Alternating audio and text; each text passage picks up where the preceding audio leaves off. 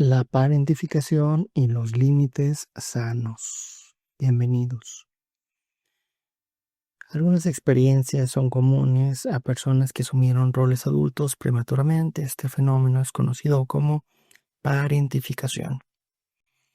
Además, estas mismas experiencias alteran profundamente la capacidad de establecer límites saludables en la vida adulta.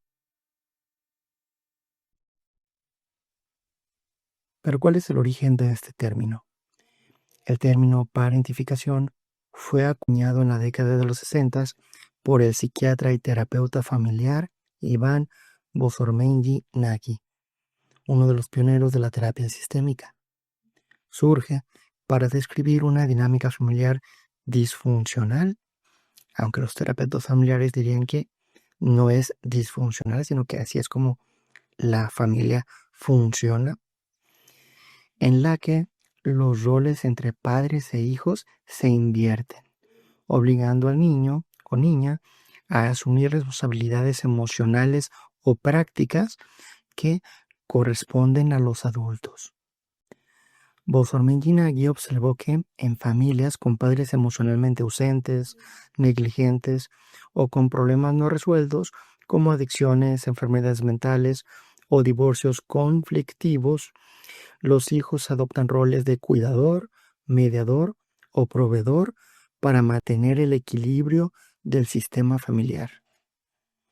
Más tarde, otros teóricos como Salvador Minuchin, con su enfoque estructural, y John Bowlby, con la teoría del apego, profundizaron en cómo esta carga distorsiona el desarrollo psicológico del niño, generando consecuencias como ansiedad crónica, dificultad para establecer límites y confusión entre amor y obligación. La parentificación puede ser instrumental, es decir, tareas físicas como cuidar de hermanos o pagar cuentas, o emocional, ser el confidente de un padre, por ejemplo, y hoy se reconoce como una forma de trauma invisible que afecta hasta la vida adulta. Veamos algunos ejemplos. Ser el hombre de la casa. ¿Cuál es la alteración de límites en este caso? Que se internaliza la creencia de que no hay espacio para vulnerabilidad o necesidades propias. Como consecuencia, una autoexigencia desmedida, por ejemplo, trabajar hasta el agotamiento, dificultad para pedir ayuda por vergüenza o culpa, y relaciones desiguales, siempre dando, nunca recibiendo. Caso de ejemplo, Juan, el hombre de la casa a los 12 años. Juan, de 32 años, llega a terapia por agotamiento crónico y ansiedad.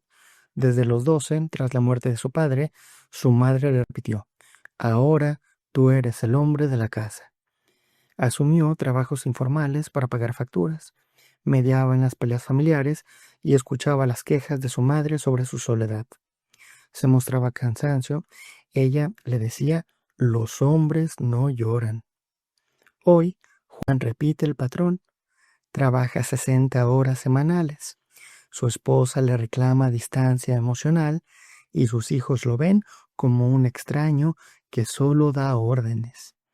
Se siente culpable si no resuelve todo, pero también resentido porque nadie le pregunta cómo está. En terapia, descubre que nunca aprendió a recibir cuidado. Para él, el amor es sinónimo de esfuerzo, no de conexión. Otra dinámica problemática: ser el confidente de tu padre. Alteración de límites. Se normaliza invertir los roles padre e hijo, cargando con problemas emocionales ajenos. Consecuencias: asumir responsabilidades que no te corresponden, por ejemplo, terapia no pagada para amigos. Sentir que eres responsable de la felicidad de los demás. Ansiedad por arreglar situaciones ajenas. Caso de ejemplo, Laura, la terapeuta de su madre desde los 10 años. Laura, una mujer de 28 años, acude a terapia por ataques de pánico y dificultad para mantener relaciones íntimas. Su problema se remonta a la infancia. Desde que sus padres se divorciaron cuando ella tenía 10 años, su madre la convirtió en su confidente emocional. Cada noche, su madre lloraba en su cama contándole detalles íntimos del divorcio. Tu padre nos abandonó por otra mujer. Nadie me quiere. Tú eres la única que me entiende. Laura aprendió a hacerle caricias en el pelo, a dar consejos. Mamá debería salir con tus amigas, e incluso a esconder los antidepresivos de su madre para que no los tomara en exceso. Si intentaba jugar con amigas, su madre le decía, ¿vas a dejarme sola cuando estoy así?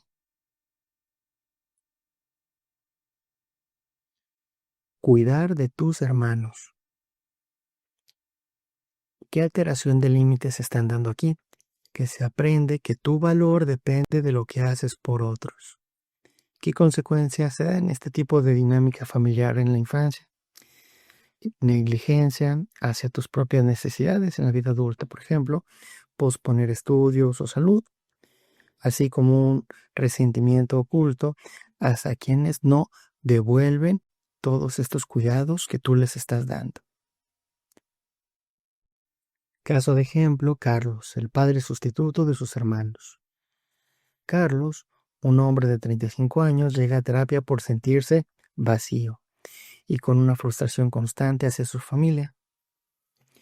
Su historia comienza a los 8 años, cuando su madre, soltera y con 3 empleos, le dijo, eres el mayor, tienes que cuidar a tus hermanos. Desde entonces, su rutina incluía despertar a sus hermanos pequeños, vestirlos y prepararles el desayuno, aunque a veces él no comía para que ellos no les faltara. Faltar a la escuela si alguno estaba enfermo, mintiendo a los profesores diciendo que su mamá estaba en casa. Y, finalmente, mediar en peleas y consolar a su hermana menor cuando lloraba por la ausencia de su padre. Otra dinámica que se puede presentar es aprender cosas sin asesoramiento paterno. ¿Qué alteración de límites se da aquí? Que se desarrolla hiperindependencia. Nadie estará ahí, debo resolverlo yo todo. ¿Y qué consecuencias tendrá esto posteriormente? Una incapacidad para delegar o confiar en otros, así como aislamiento emocional, por ejemplo, evitar pedir consejos por orgullo o por desconfianza. Me puede dar mucho miedo poner la responsabilidad de mi vida en manos de otra persona. Caso de ejemplo, Daniel, el autodidacta que nunca pudo fallar.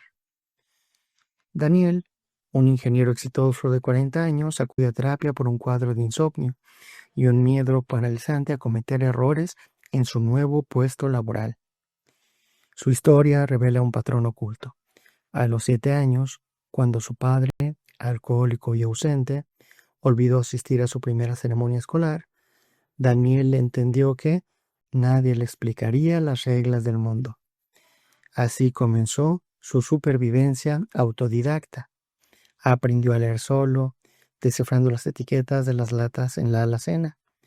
Fingió saber andar en bici tras robarse una vieja del vecino, cayéndose en secreto hasta dominarla. Mintió en la universidad cuando le preguntaron si necesitaba tutorías. Claro que entiendo todo, mientras pasaba las noches en vela descifrando libros. Otra dinámica que se puede presentar en este tipo de hogares es mantener la paz en un hogar caótico. ¿Qué alteración de límites se da en este caso? Que se asocia el amor con el sacrificio. Si no sufro, no cuento. ¿Qué consecuencias se pueden dar en esta situación? Atraer relaciones dramáticas o desiguales por familiaridad con el caos, así como minimizar tus emociones para no molestar. Veamos como caso de ejemplo a Ana, la niña que se convirtió en guardiana del caos. Ana, una mujer de 30 años, consulta por ansiedad generalizada y episodios de ira desproporcionada cuando algo se sale de control. Su historia comienza a los 9 años, en una casa donde el alcoholismo de su padre y la depresión de su madre creaban un ambiente impredecible. Los domingos, después de las borracheras de su padre, Ana limpiaba en secreto los vómitos del baño antes de que su madre los viera y empezara una pelea. Escondía facturas sin pagar bajo el colchón cuando escuchaba pasos de cobradores en la puerta, así como inventaba excusas a los profesores cuando sus hermanos faltaban a clase. Es que están enfermos, aunque en realidad nadie los había levantado.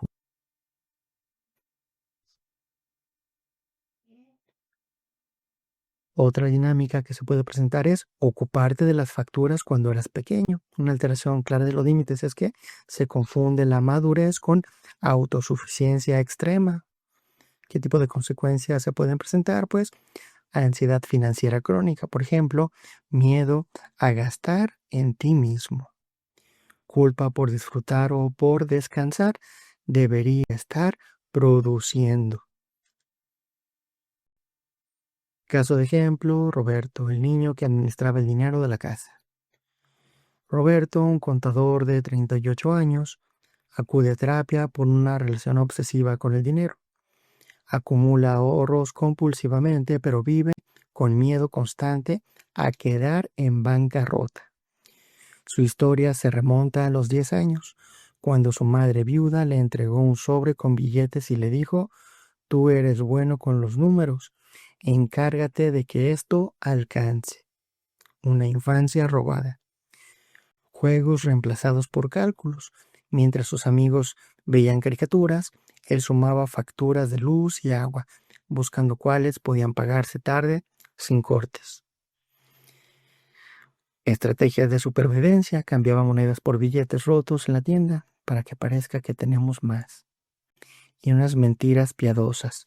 Decía a su hermana que mamá prefirió que no compráramos dulces, cuando en realidad no había dinero.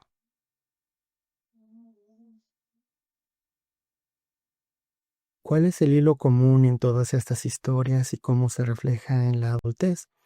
¿Por qué tenemos muchas veces dificultades para establecer límites en nuestro autocuidado, en nuestra vida personal, privada, en nuestras relaciones, en nuestra vida en pareja, con nuestras amistades, en la academia, en nuestra vida profesional, laboral?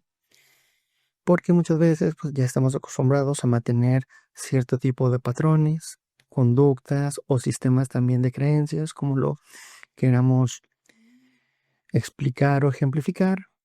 Por ejemplo, alrededor de campos semánticos, en torno a mis creencias son secundarias. Primero están otras personas. También que si no soy útil, no merezco amor. O sea, primero tengo que ser de utilidad. Y si no estoy siendo de utilidad, pues no merezco que me traten bien.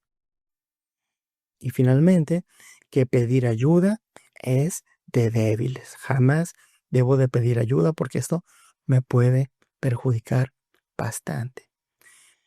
Posteriormente, me gustaría profundizar en cada uno de estos temas.